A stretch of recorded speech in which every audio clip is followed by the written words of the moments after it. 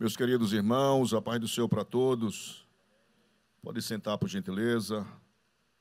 Segunda Epístola de Paulo aos Coríntios, capítulo 12, versículos de 1 a 10.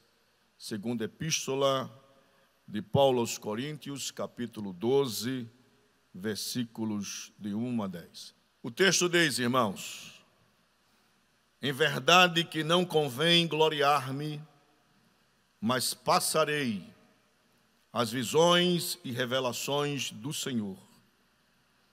Conheço um homem em Cristo que há 14 anos, se no corpo, não sei, se fora do corpo, não sei, Deus o sabe, foi arrebatado ao terceiro céu. E sei que o tal homem, se no corpo, se fora do corpo, não sei, Deus o sabe, foi arrebatado ao paraíso e ouviu palavras inefáveis, que ao homem não é lícito falar. De alguém assim me gloriarei eu, mas de mim mesmo não me gloriarei, senão nas minhas fraquezas. Porque se quiser gloriar-me, não serei nécio, porque direi a verdade, mas deixo isto, para que ninguém cuide de mim mais do que em mim vê ou de mim ouve. E para que não me exaltasse pela excelência das revelações, foi-me dado um espinho na carne, a saber, um mensageiro de Satanás para esbofetear, a fim de não me exaltar. Acerca do qual 3 vezes orei ao Senhor, para que se desviasse de mim, e disse-me: a minha graça te basta, porque o meu poder se aperfeiçoa na fraqueza. De boa vontade, pois, me gloriarei nas minhas fraquezas, para que em mim habite o poder de Cristo. Por isso sinto prazer nas fraquezas, nas injúrias, nas necessidades, nas perseguições, nas angústias por amor a Cristo, porque quando estou fraco, então sou forte. Quem diz amém?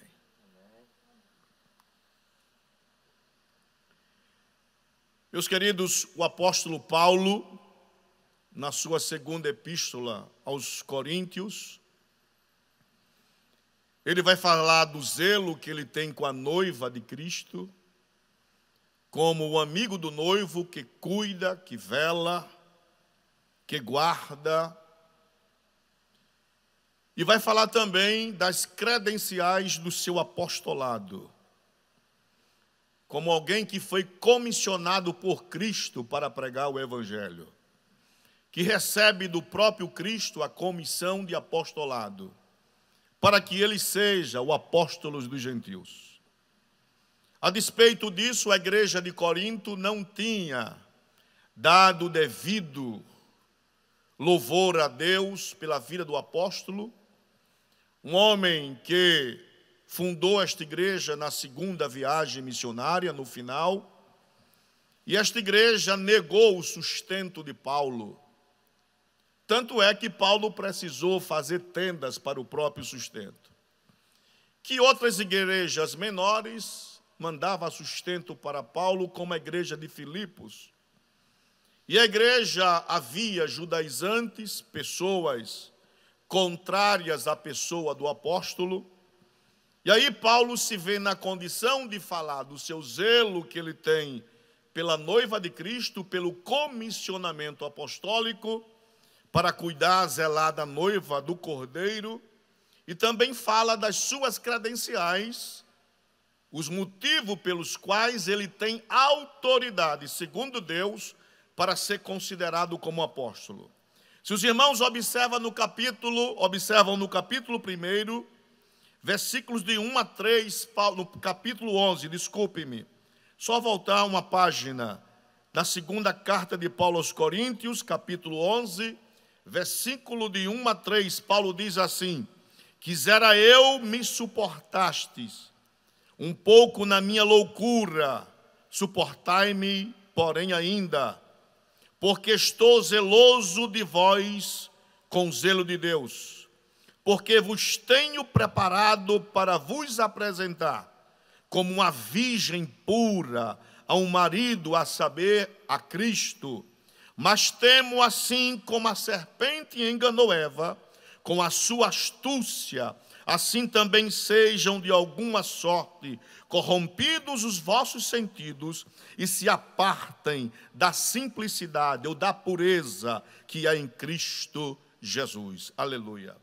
Essa é o zelo que Paulo apresenta diante da noiva do Cordeiro.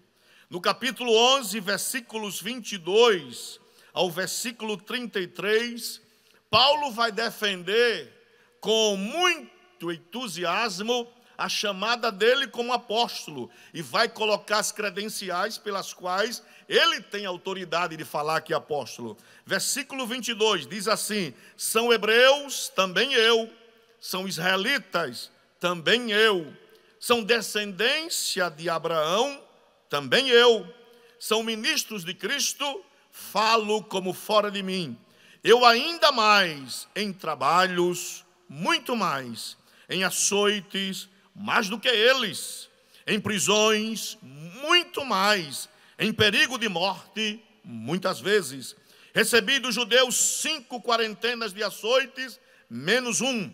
3 vezes fui açoitado com varas, uma vez fui apedrejado, 3 vezes sofri naufrágio, uma noite e um dia passei no abismo, em viagens muitas vezes, em perigos de rios, em perigos de salteadores, em perigos dos da minha nação, em perigo dos gentios, em perigos na cidade, em perigos no deserto, em perigos no mar, em perigo entre os falsos irmãos, em trabalhos e fadigas, em vigílias muitas vezes, em fome, em sede, em jejum, em muitas vezes frio e nudez. Além das coisas exteriores, me oprimi cada dia o cuidado de todas as igrejas. Quem enfraquece, que eu também não enfraqueça. Quem se escandaliza, que eu não me abrase. Se convém gloriar-me, gloriar-me-ei, que diz respeito à minha fraqueza. O Deus e Pai de nosso Senhor Jesus Cristo, que é eternamente bendito, sabe que não minto. Em Damasco, o que governava sobre o rei Aretas, pois guardas as minhas portas das cidades dos damascenos, querendo me prender. E fui descido num cesto por uma janela da muralha, e assim escapei das suas mãos. Quem diz amém? Que currículo, pastor Hermegardo. Ao ponto de dizer que sofreu mais, foi mais perseguido, foi mais ojerizzado, foi mais caluniado do que os próprios apóstolos. Parece-nos que Paulo está se exaltando por tudo isso. Não, Paulo está contando evidências, fatos. Paulo não está contando fantasias, ele não está inventando histórias. Isso é fato probatório. Ele está contando de sofrimentos que ele está sofrendo ou sofreu por amor a Cristo. O interessante de tudo isto, irmãos, é que no capítulo 11, o versículo 33 diz assim: e fui descido num cesto por uma janela da muralha, e assim escapei das suas mãos. Veja. Aí no capítulo 12, Paulo sai da descida da muralha e vai contar que subiu e teve visões celestiais. No capítulo 12, versículo 1, Paulo diz assim: em verdade que não convém gloriar-me, passarei as visões e revelações do Senhor. Eu acho que o apóstolo Paulo foi um homem abençoadíssimo por Deus, porque eu nunca vi uma pessoa ter tanta visão de Deus. Que privilégio, irmãos. Que honra Paulo recebe do próprio Deus. Receber visões. Não foi visagens, Foi visões. Não somente visões, mas revelações de Deus. No capítulo 9, versículo 3 a 6, Paulo teve a visão de Cristo glorificado a caminho de Damasco, um homem com a pujança de fariseu, criado aos pés de Gamaliel, hebreus de hebreus, da descendência de Abraão, circuncidado ao 8º dia. Então é muita pujança. Ele pega a carta dos sumos sacerdotes para prender homens, mulheres, crianças e trazerem manietados para trancafiá-los. Então ele estava com todo o dispositivo para cumprir aquilo que o zelo farisaico tinha na sua vida. Ele é fariseu. Ele não brinca de farisaísmo, ele é fariseu na íntegra, ele cumpre a lei. Ele é contra essa questão da nova comunidade que vai surgindo, do cristianismo. Ele é contra isso aí. Não, ele não pode existir. Então, eu vou para Damasco e eu vou buscá-lo, custe o que custar. Faz como Sofia, lei de engano. No caminho de Damasco, o próprio Cristo glorificado tem um encontro com o paladino da lei. Glórias a Jesus. E quando ele tem a visão, cai por terra. É isso que ele fala diante de Agripa, que foi ofuscado por uma luz que brilhava mais do que o sol quando está em pino. E ouviu uma voz que dizia: Saulo, Saulo, por que me persegue? E ele pergunta quem és. E ele diz: eu sou Jesus Cristo, a quem tu persegues. Glórias a Jesus. Visões de Deus. No capítulo 9, versículo 12... depois desse encontro, ele tem uma visão que Deus mostra a Ananias ministrando sobre ele. Visões de Deus. E essas visões eram como se fosse a própria realidade. No capítulo 16, versículo 9, nós temos a visão de um macedônio que aparece para Paulo e diz: passa a Macedônia e ajuda-nos. E ele cumpre a visão. No capítulo 18, versículo 9 a 11, Paulo, ele estava em Creta a princípio, e ele, por visão, vai para Corinto, 40 quilômetros de Atenas.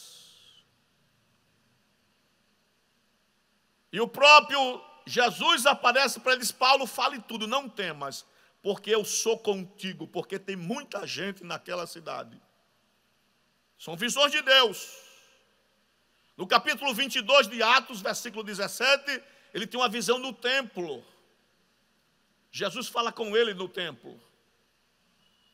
No capítulo 23, versículo 11, Paulo é preso na fortaleza por ordem do sumo sacerdote Ananias. E lá na prisão, na masmorra, Cristo fala com ele. Irmão, não adianta, pode botar crente para cá, crente para lá, aonde o crente estiver fiel, Deus sempre vai se revelar para este crente. Glórias a Jesus. Capítulo 27, versículo 23. No navio alexandrino, que estava a pique, Jesus, o anjo do Senhor, o próprio Jesus aparece para ele e fala: ninguém no navio vai morrer. Glórias a Jesus. Visões de Deus. E a proposta de Paulo no capítulo 12 é apresentar as visões de Deus. E esta visão e revelações ele vai passar depois de 14 anos. Ele guardou 14 anos para contar esta visão. Talvez, eu não vou dizer algum de nós para não ser muito, eu vou dizer comigo, talvez fosse comigo, eu queria contar logo. Já pensou, pastor Mengado, uma visão dessa? A gente esperar o próximo culto para contar. Uma visão magnífica de Deus. Vou contar logo, porque eu conto, o povo se alegra, Paulo não. E foi o próprio Deus que assim o quis, que ele guardasse 14 anos, sem contar a visão. Aí Paulo vai falar numa linguagem oblíqua, sem colocar ele, que era costume dos fariseus falar na terceira pessoa do singular, para não criar um certo disparate no meio da comunidade e das escolas rabínicas. Paulo vai dizer: conheço um homem em Cristo que há 14 anos, se no corpo, se fora do corpo, não sei, Deus é quem sabe como foi arrebatado ao terceiro céu. Que privilégio, irmãos. O próprio Jesus pega Paulo e o leva ao paraíso. Dentro da cosmologia judaica, nas linhas das esferas celestes,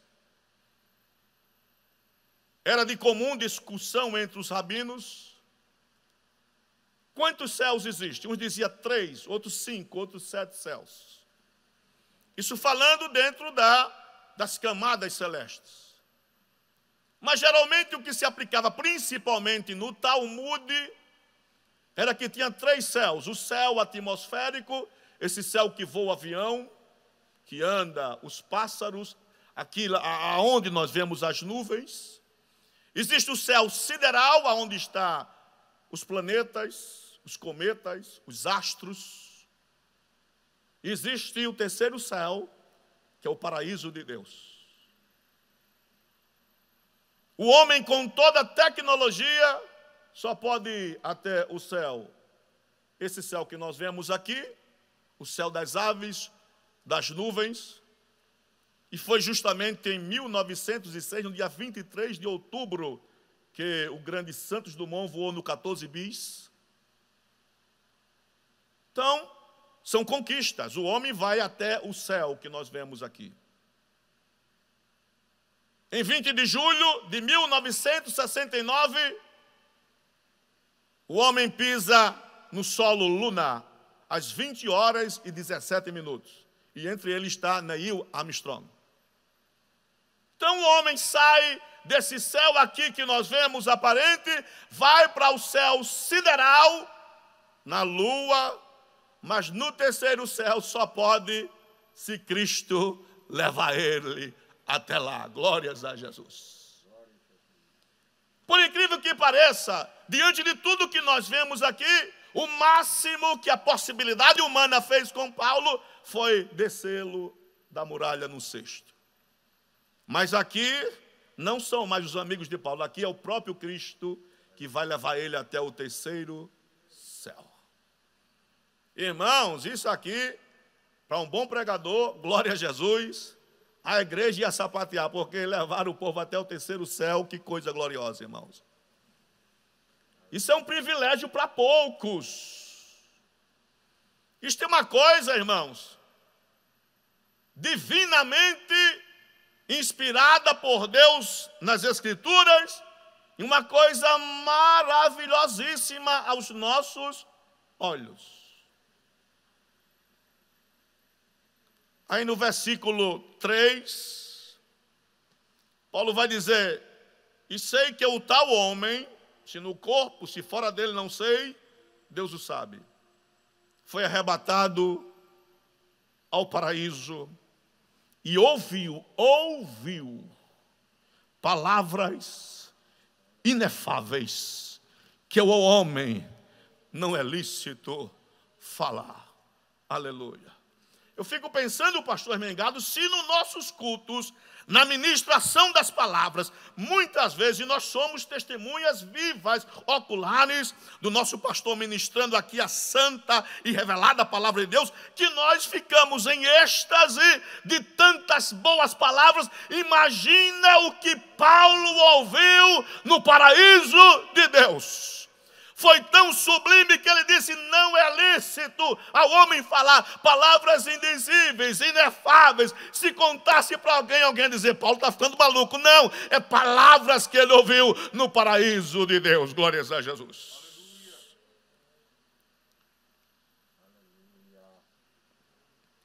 Aí Paulo disse: de um homem assim, me gloriarei eu. Mas de mim mesmo, aí ele se coloca na condição de homem, humano, limitado, falho. Não me gloriarei, senão nas minhas fraquezas. Porque se quiser gloriar-me, não serei nécio. Porque direi a verdade, mas deixo isto, para que ninguém cuide de mim, mais do que em mim vê ou de mim ouve. Paulo está dizendo: olha, a despeito do que eu ouvi lá no paraíso, eu não sou melhor do que ninguém. Eu sou homem igual a todos vocês. É o que na epístola de Tiago, capítulo 5, versículo 17, diz que Elias, sujeito às mesmas paixões, ou às mesmas limitações que nós, orou e não choveu por 3 anos e 6 meses. Sujeito. Ele sendo humano igual a nós, sujeito às mesmas paixões, ele ora e não chove durante 3 anos e 6 meses. Aí no versículo 7, eu estava lendo essa passagem e eu fiquei me perguntando, o pastor Walter, se isso fosse comigo, eu teria a coragem, a ousadia de contar. Porque Paulo está falando de coisas sérias aqui. E agora que ele vai mergulhar no que ele quer transmitir para o povo. Aí no versículo 7, vê o que Paulo diz. E para que eu não me exaltasse, pelas excelências das revelações, foi-me dado um espinho na carne, a saber, um mensageiro de Satanás, para me esbofetear, a fim de não me exaltar. Glória a Jesus. Irmãos, a vanglória humana, ela é fruto da queda do homem. E você não queira ser antagônico nesta noite de usar de humildade, dizer: não, eu sou santo, eu não me contamino com essas coisas. A jactância humana é terrível. Os irmãos lembram de Elias lá no Monte Carmelo? É interessante que Deus é tremendo. Deus introduz Elias numa situação caótica do rei Acabe. E o que é interessante, depois da palavra de Elias para Acabe, que não iria chover, o que Deus faz com ele?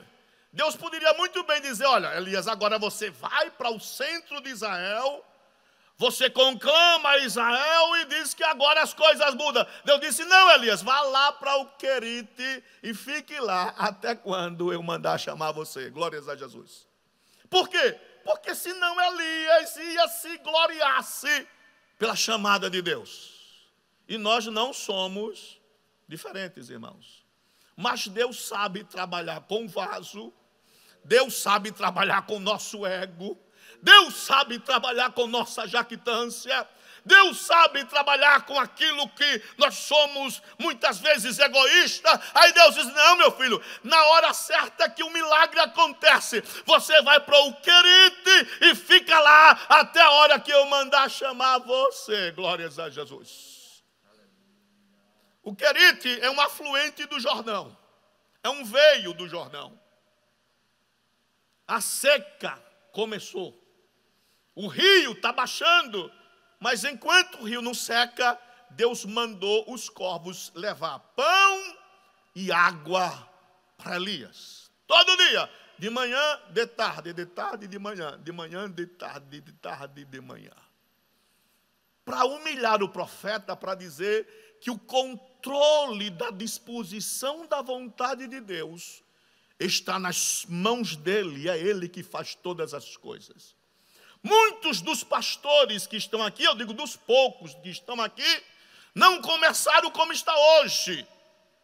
Começaram numa igreja pequena, começaram numa igreja afastada, muitos não tinham carro para se deslocar para lá, mas hoje tem, hoje está na igreja maior. Nunca se esqueça que você começou no querite, e a palavra querite quer dizer deixar na posição certa, ou dar o corte certo, deixar na estrutura certa. Deus primeiro vai lhe deixar na medida certa, para poder lhe exaltar na terra. Glórias a Jesus.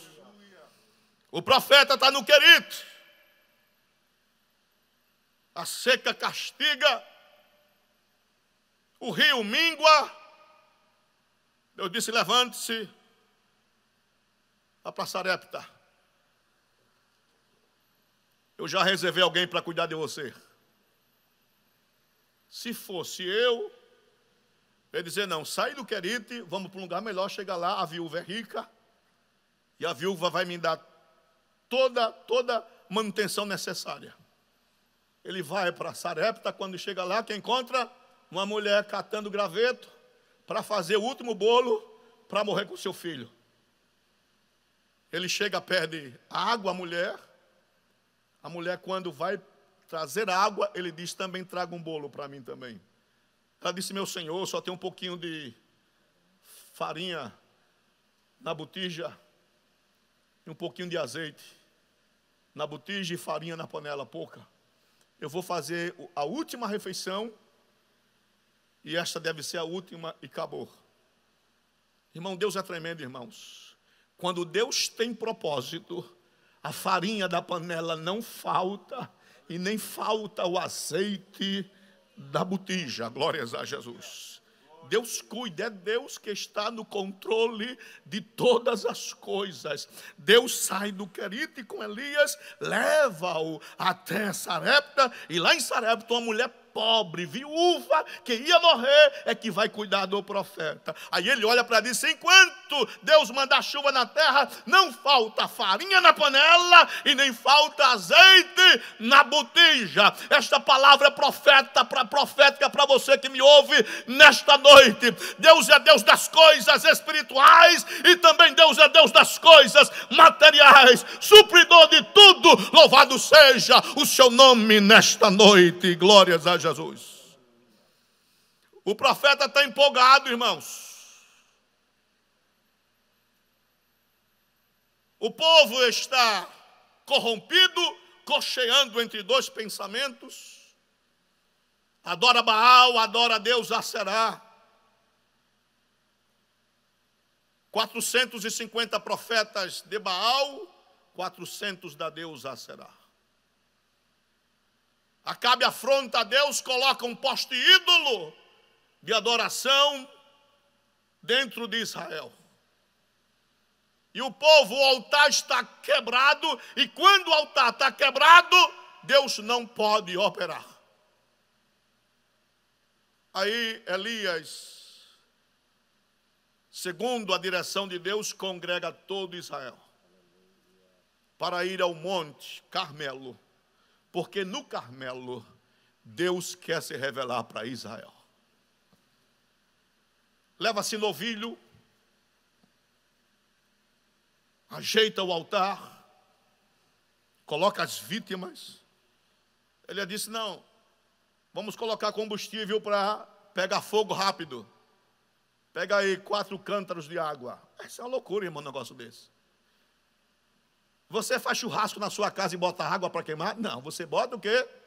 Bota combustível. Irmãos, quando Deus opera, a água vira combustível. Coloca combustível aí, 4 cântaros de água, molhou, derramou ao redor do altar. Ele disse: não tenham pressa, comece a clamar a Baal, ver se Baal faz alguma coisa. Clamaram até o meio-dia, foi até a tarde, nada. Aí Elias diz: agora chegou a minha vez de clamar ao Senhor. Elias ora ao Senhor, o fogo desce do céu, lambe a água, consome o holocausto, E o povo levanta as mãos e diz: somente o Senhor é Deus, somente o Senhor é Deus, somente o Senhor é Deus. Imagina as notícias nas casas, nas aldeias, todo mundo falando: irmão, que coisa tremenda, Elias orou, o fogo desceu. Aí o profeta está empolgado. Matou-se os profetas falsos. Aí Jezabel disse: foi assim? Foi. Então mande dizer para Elias que amanhã, por essas horas, se eu não fizer com ele o que ele fez com meus profetas, que os deuses tomem conta disso. Foram dizer para Elias, não foi nela que disse, foram dizer para Elias. Elias arrumou o que tinha de arrumar, chamou seu moço, seu pajem, e perna, para quê? Te quero. Andaram, quando chegou em Berseba, Elias disse: agora o meu negócio é com Deus, fique aqui. Ele andou 40 quilômetros, caminho de um dia. Chegou debaixo de um zimbro e deitou-se. O que ele pede? A morte. Sabe por que Deus permite isso? Para Elias saber, quem manda o fogo é Ele. A gente pode até armar o altar, a gente pode até fazer a disposição do altar, você pode preparar tudo, mas a glória é de Deus. É Ele que manda fogo, é Ele que salva, é Ele que restaura, é Ele que abre, é Ele que abençoa, é Ele que enriquece. Louvado seja o seu nome nesta noite, glórias a Jesus. Elias. Os irmãos lembram de Naamã? No segundo livro dos Reis, capítulo 5, versículo 1. Naamã é capitão do exército da Síria. O rei da Síria tinha o maior apreço por Naamã. Era o braço direito do rei. Varão valoroso de guerra. E a Bíblia diz que pela mão do Senhor, não é o Senhor, é o Senhor Deus. Pela mão do Senhor, Deus deu vitória aos sírios. A Bíblia diz que ele era herói de guerra, valoroso. Aí vem uma vírgula, aí tem porém leproso. Irmãos, todos nós temos um porém. Todos nós. E olhe que nós sabemos o nosso porém, todos nós. Você pode ser forte, aí Deus bota uma vírgula, porém, diante de mim, você é fraco. Você pode ser inteligente, mas Deus coloca uma vírgula e diz: porém, diante de mim, da minha sabedoria, a sua sabedoria é como trapo de imundícia. Você pode ser doutor, Deus bota uma vírgula e diz: porém, toda a ciência me pertence, e a minha ciência é muito mais excelente do que a sua sabedoria, glórias a Jesus. Então todos nós temos um porém. Naamã era herói, valoroso, porém leproso. Aí Deus agora, próprio Deus, para que o apóstolo Paulo não se exaltasse pelas excelências das revelações, autoriza ao mensageiro de Satanás que coloque um espinho na carne de Paulo. Para quê? Para que Paulo não se exaltasse. E esse espinho aí, irmãos, quando a gente fala de espinho, pensa que é espinho de rosa, desse tamanho. Não. A palavra que Paulo usa, o próprio Paulo, é uma estaca de tortura. Ou seja, alguma coisa que machuca, que impele, que humilha. Glórias a Jesus. Os irmãos já viram aqueles bonequinhos que ficam nos postos, aquele boneco teimoso? Que você empurra ele, ele volta para o canto e fica lá e vem cá. Às vezes ele comprava em casa para os filhos. Meu pai comprava para mim boneco teimoso. Você empurra ele volta, empurra ele. Mas foi, não foi, irmãos? Uma agulhinha, um alfinete e furava o boneco. A mesma coisa Deus faz com a gente, irmãos.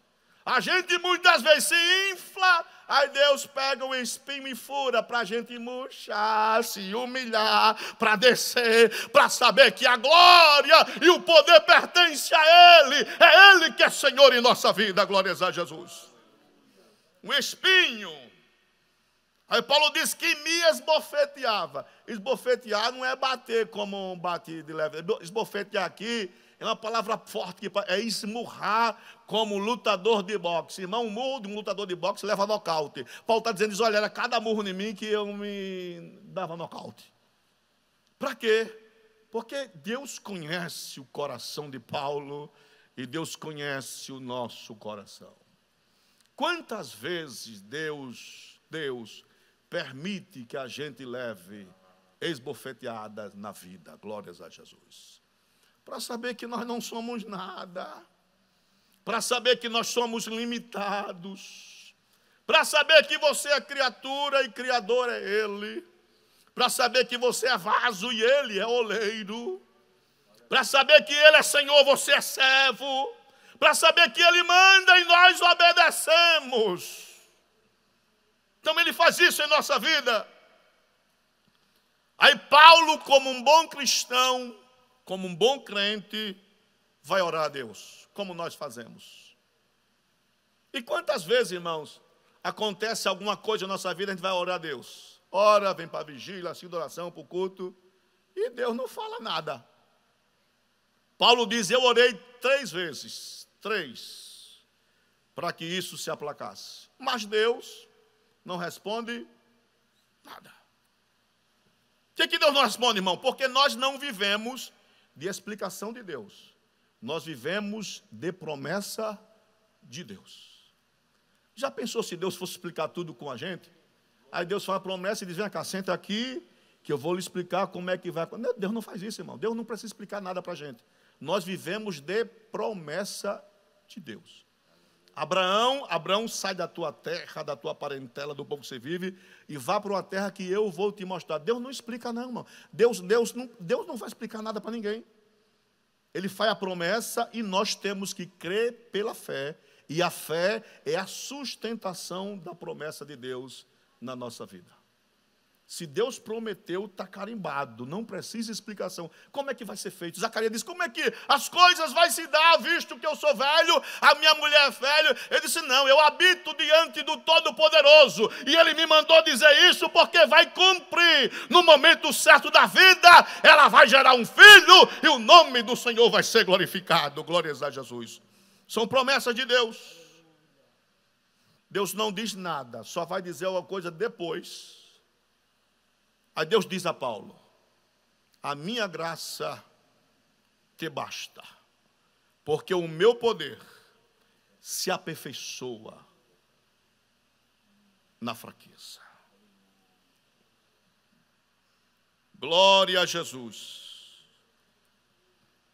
Deus é Deus de toda graça, irmãos. Primeira epístola de Pedro, capítulo 5, versículo 10.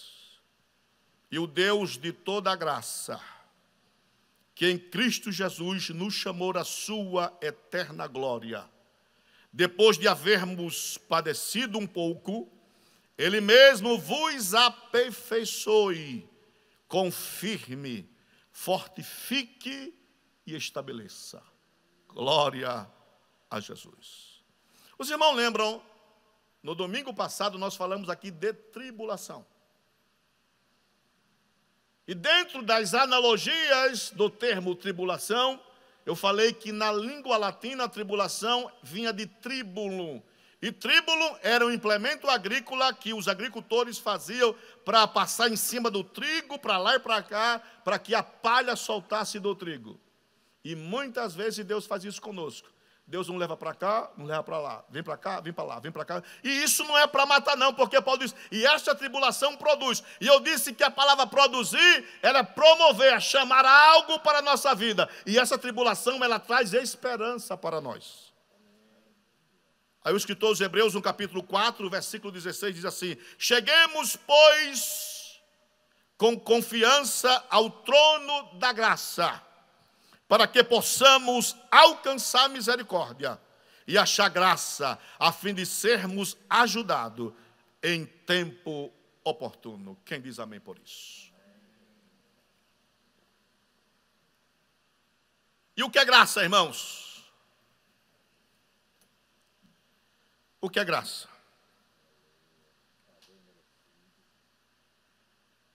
Você pode dizer, como disse o pastor Glemenor aqui, favor imerecido. Graça é uma dádiva de Deus. Aí o Arden Wisber, ele vai dizer que graça é a provisão de Deus para tudo que você precisa, quando precisa. Glórias a Jesus.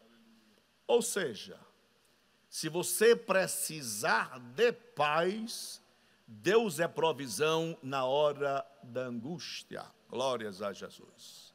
Se você precisar de saúde, Deus é provisão para te dar saúde. E quem faz isto? A graça de Deus. A graça não é dada a qualquer hora. A graça, apesar de ser constante, ela é efetivamente ativa naquilo que você precisa. A Bíblia diz: o choro pode durar uma noite, mas a alegria vem pela manhã. Nós estamos aqui nesta noite pela graça de Deus. Eu estou pregando pela graça de Deus. A banda Elos tocou pela graça de Deus. A irmã Nira canta pela graça de Deus. Sofia, você cantou pela graça. Você está respirando aqui nesta noite pela graça. Você que me ouve nesta noite está escutando pela graça. A graça de Deus, ela é ampla. A graça de Deus é suficiente para a tua vida. Em tudo que você precisa, a graça está à disposição para atuar na tua vida. Glórias a Jesus. Paulo, a minha graça te basta. Aí Paulo diz assim: de boa vontade, pois, me gloriarei nas minhas fraquezas. Ora, se as fraquezas produzem algo de bom na minha vida, que eu me glorie com isso. Aí Paulo diz: para que em mim habite o poder de Cristo. A única passagem da Bíblia que Paulo fala esta palavra aqui, habite, é desse versículo. Eu estava pesquisando, pastor Mengardo, e quem usou isso aí, já olharam em papiros, em escritas antigas, acharam difícil achar essa palavra aqui que Paulo usa, de tão excelente que é. Só acharam Políbio, historiador e geógrafo grego, 2 séculos antes de Cristo. Ele falando no seu livro Histórias, ele cita isso aqui, como aquartelamento, como um regimento militar. Paulo está dizendo que esta graça de Deus, ela vai aquartelar-se perto de você. Ela vai habitar junto de você. Aonde você estiver, a graça de Deus vai estar junto de você. Glórias a Jesus. A graça não tem quarentena, não tem. A graça não tem distanciamento social, não tem. A graça não precisa de máscara. A graça não precisa usar álcool 70 para higienizar as mãos. A graça é livre, ela vai para onde quiser. Ela entra nos hospitais, entra na favela, ela entra na mansão, ela entra na casa mais humilde, ela entra no pobre, no rico, ela entra no preto, no branco, ela entra onde ela quiser. A Bíblia diz: aonde o pecado abundou, superabundou a graça de Deus. A graça está livre. Você pode sentir, meu querido, que ouve nesta noite a graça. Nada impede. Ela entra, ela pode entrar, ela tem a chave mestra, ela entra onde ela quiser. Oh, maravilhosa graça de Deus, glórias a Jesus. A graça de Deus não tem barreiras. Por isso, pastor Agrimerão, que nessa quarentena, nos cultos online, as pessoas que nos ouvem se convertem a Cristo. Quem disse que a quarentena não vai salvar vidas? Não, vai. O culto online tem chegado em casas que pessoas não podem estar presentes, mas estão escutando. A graça entra e o nome do Senhor é glorificado. Glórias a Jesus. A graça de Deus. A graça do Senhor Jesus, que habita, que estabelece-se, que se aquartela no meio do povo. que nos dá alegria na hora da dor, que nos dá tranquilidade no meio da tribulação, que nos dá paciência, que nos dá esperança. Que graça de Deus. Versículo 10 para terminarmos. Paulo diz: por isso sinto prazer nas fraquezas, nas injúrias, nas necessidades, nas perseguições, nas angústias, por amor de Cristo. Porque quando estou fraco, então sou forte. Aleluia. Paulo não é forte por vigor físico. Paulo não é forte por capacidade intelectual. Paulo é forte por causa da graça. Você está aqui nesta noite por causa da graça. Nós respiramos por causa da graça. Sairemos daqui, iremos para os nossos lares, faremos como o salmista, dormiremos, nos acordaremos, porque o Senhor vai nos sustentar por causa da graça. Amanhã é quarta-feira e você estará na presença de Deus, não por causa de você, mas por causa da graça. Essa graça nos move, essa graça nos alegra, essa graça nos dá esperança na presença do Senhor. Aí Paulo, porque quando eu estou fraco, então eu sou forte. Que esta graça lhe fortaleça nesta noite, que essa graça lhe dê vigor, que você possa descansar na presença do Todo-Poderoso. Nós sempre temos 2 WhatsApps. Um é para que você possa fazer seus pedidos de orações, por você, pela família, por alguém que você conheça. E a outro WhatsApp para você denunciar a sua rendição a Cristo Jesus. Então, se você nesta noite deseja render-se a Cristo Jesus como único e suficiente Salvador, você possa, nós vamos ouvir mais um louvor pela banda Elos, vai louvar ao Senhor. Enquanto isso, você medita na sua casa, e na hora da oração, o pastor Walter, que é o pastor da igreja Assembleia de Deus em Benito Bentes 1, estará orando ao Senhor por vidas que se rendam, por pessoas que estão angustiadas nas suas casas, enfermas. Eu quero apresentar o irmão Éder, daqui do Farol. Ele precisa de orações, sua família, a nossa querida irmã Maria das Vitórias. Estamos falando nisso aí, porque nós cremos e esperamos em Deus o milagre. Vamos orar também pela irmã Ana, que está hospitalizada, para que Deus possa restabelecer a sua saúde. Enfim, vamos orar um pelos outros. Orar pelo irmão Falcão, que também está hospitalizado, pela sua esposa, a irmã Graça, para que Deus possa entrar com providência naquele lugar, amém? Em nome de Jesus Cristo. Então, Elos canta ao Senhor, pastor Walter Pereira, depois o Senhor apresenta a Deus as orações, e pastor Agrimeron Teixeira, que é membro da mesa diretora da nossa igreja, estará impetrando a bênção apostólica sobre as nossas vidas. Deus vos abençoe em Cristo Jesus.